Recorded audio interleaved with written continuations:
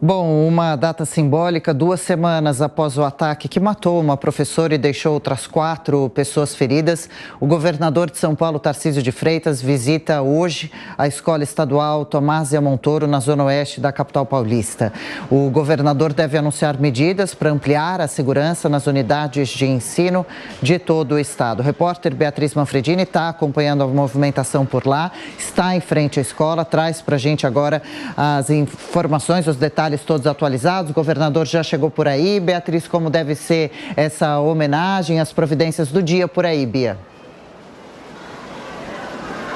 Chegou, Adriana. O governador acaba de chegar, tem 5 minutinhos. Ele que está acompanhado do secretário de Segurança Pública, Guilherme Derrite, e também do secretário de Educação, Renato Feder. O prefeito da capital paulista, Ricardo Nunes, também está por aqui. Essa é a primeira visita do governador Tarcísio de Freitas à Escola Estadual Tomásia Montoro. Na data do ataque, o governador não estava no Brasil, estava em viagem internacional.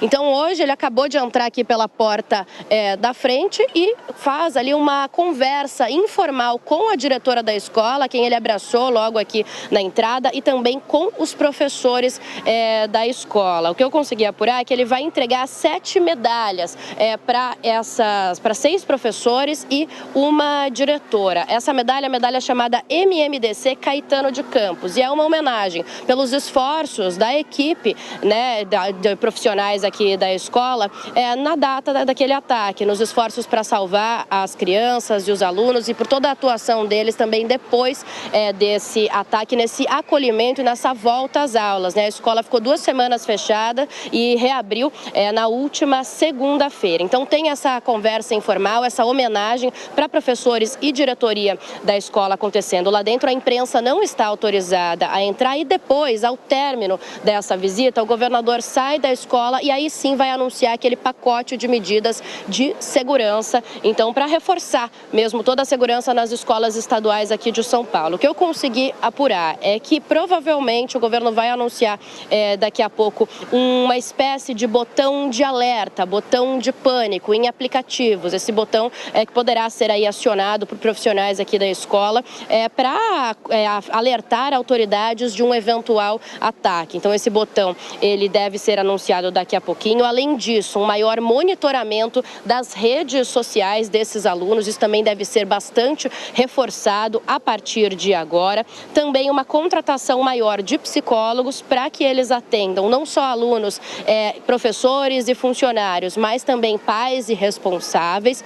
Um reforço da ronda escolar, e o governador Tarcísio de Freitas deve anunciar ainda a contratação de segurança privada aqui para a escola, mas uma segurança desarmada. A ideia do governador Tarcísio de Freitas é que esses seguranças criem vínculos com alunos, com responsáveis, e que atuem aqui na região. Para isso, então, o governador vai anunciar também investimentos na casa dos 240 milhões de reais nesse reforço da segurança para as escolas estaduais aqui de São Paulo. Então, estou falando das escolas estaduais, do governo, do anúncio do governador Tarcísio de Freitas, mas é importante a gente frisar que mais tarde, às 10h30, também tem um anúncio para as escolas municipais, que será feito pelo prefeito aqui da cidade, Ricardo Nunes, às 10h30 da manhã. O que a gente já pode adiantar desse anúncio que o prefeito vai fazer? Ele também vai anunciar um aplicativo de alerta, uma espécie de botão de alerta, assim como o governador. São aplicativos diferentes, esse deve ser um que deve funcionar, inclusive, para escolas particulares, mas os dois vão nesse sentido, então, de um dispositivo em que professores e profissionais possam acionar para avisar as autoridades de que tem algo errado acontecendo nas escolas. Além disso, ele também deve reforçar a ronda escolar e os psicólogos, e deve investir na contratação de mais mães guardiãs, que é um programa que a gente já falou bastante aqui na Jovem Pan, que a prefeitura contrata mães da comunidade escolar para atuarem dentro das escolas. Inicialmente, elas foram contratadas para ajudar os alunos a seguirem os protocolos contra a Covid-19. O programa foi bem, e aí a prefeitura decidiu mudar depois que a pandemia melhorou aqui na cidade mudou para que essas mães ajudassem aí na frequência escolar dos alunos e agora então teremos mais uma contratação dessas mães guardiãs, um reforço para que elas ajudem também nessa união das pessoas, a prestar atenção mesmo nos alunos, ver se está tudo certo psicologicamente inclusive. Então mais um reforço, tudo isso que deve ser anunciado daqui a pouco então pelo governo e também pela prefeitura aí ao longo da manhã de hoje. Tiago e Adriana. É interessante as novas regras, pelo menos as que a Beatriz trouxe para a gente. De qualquer forma, a gente aguarda essa divulgação das regras completas de defesa e segurança às escolas. Uma data hoje, então, delicada no Colégio Tomás. A gente segue acompanhando as providências de governo, prefeitura. Lembrando que daqui a pouco também o vice-governador de São Paulo, Felício Ramute, conversa ao vivo aqui com o Jornal da Manhã e também o secretário de Educação do Estado do Pará, Rocieli Soares, tem uma entrevista aqui no Jornal da Manhã e deve falar também sobre o assunto segurança nas escolas. A Beatriz já volta, segue lá na escola, na Zona Oeste da capital paulista, conosco nesta manhã, comentando as principais notícias do dia. Sejam bem-vindos, Amanda Klein, Nelson Kobayashi. Koba, bem-vindo. Gostou das novas medidas, pelo menos anunciadas? Botão de pânico no aplicativo do celular, algumas medidas já iniciais. O governo de São Paulo está dando, na sua opinião, uma resposta rápida ao ataque recente, a essa situação toda? São importantes as medidas, mas há alguns detalhes a gente comentar. Primeiro, muito bom dia, Adriana, Tiago, Amanda e toda a nossa audiência. Chamou a atenção o fato de a segurança a ser contratada pelas escolas, pelo Estado de São Paulo para proteger as escolas, ser uma segurança desarmada. Isso chama atenção porque se um segurança desarmado estiver diante de um criminoso armado, ele pode ser inclusive mais uma vítima.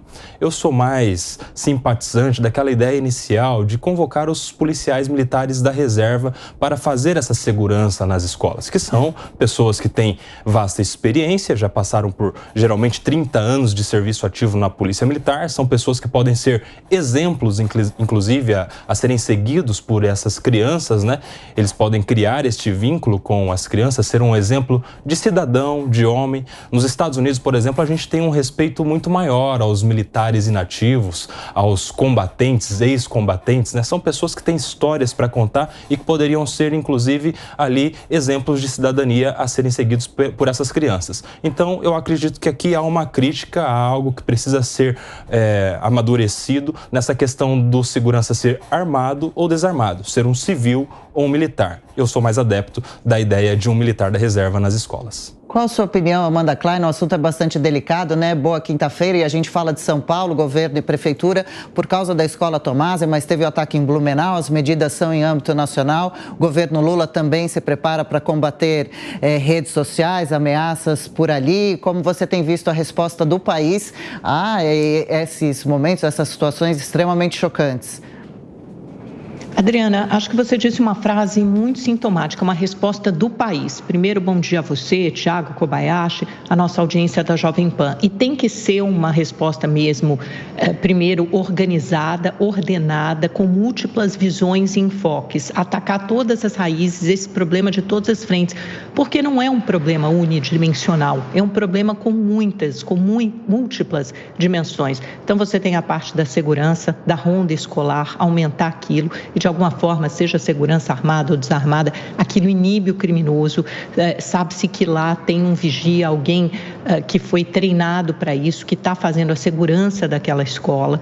Você tem, por outro lado, uma rede de psicólogos que deve estar à disposição para orientar tanto professores, como pais, como alunos. Você tem botão de pânico, você tem aplicativos que podem ser usados para denunciar, por exemplo, alunos ou estudantes que têm postado nas redes sociais ou que têm feito ameaças. A gente tem visto que muitas vezes esses ataques começam com ameaças, com pichações nos banheiros, com ameaças nas redes sociais, em grupos de WhatsApp. Há como identificar esses criminosos ou potenciais criminosos em formação. Você tem tem também o enfoque das redes sociais, que a gente deve comentar daqui a pouco no Jornal da Manhã, anunciado ontem pelo ministro da Justiça, Flávio Dino, punir as redes sociais com multa, suspensão e, em última instância, até banimento, se elas não retirarem do ar mensagens com apologia ao ódio, à violência, a ataques nas escolas. E a gente viu que isso tem acontecido nos últimos dias. Os pais estão tão perdidos. Eu sou mãe, eu participo de grupos de WhatsApp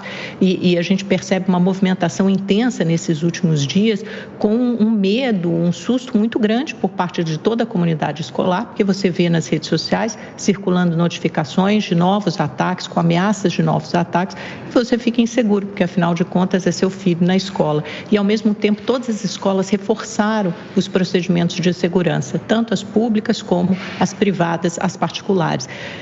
É preciso reconhecer esse problema e eu acho que o país e os estados têm feito um bom trabalho em torno disso. Ninguém está tapando o sol com a peneira, afinal de contas as crianças são o nosso maior tesouro, o alicerce de qualquer sociedade, a família. Então é preciso endereçar esse problema, atacar de todas essas múltiplas frentes, segurança, educação, psicólogos, redes sociais e passar a entender esse problema provavelmente como uma coisa que veio para ficar nesse novo mundo em que vivemos e nesse universo com a informação circulando tão rapidamente pelas redes sociais. Nós é que temos, como sociedade, poder público, Estado, criar e cidadãos, criar um antídoto para que isso não se torne recorrente nas nossas escolas.